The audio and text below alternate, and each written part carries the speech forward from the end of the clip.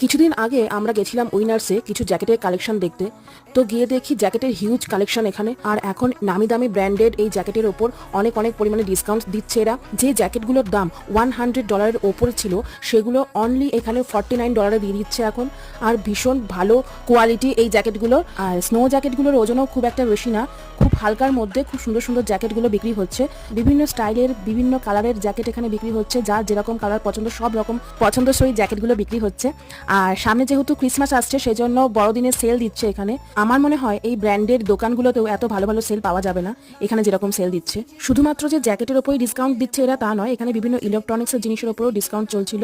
আর বাড়িতে পরার জন্য মেয়েদের এই প্যান্টগুলোর ওপরও অনেক অনেক ডিসকাউন্ট ছিল, যেগুলো বাইরে অনেক দাম।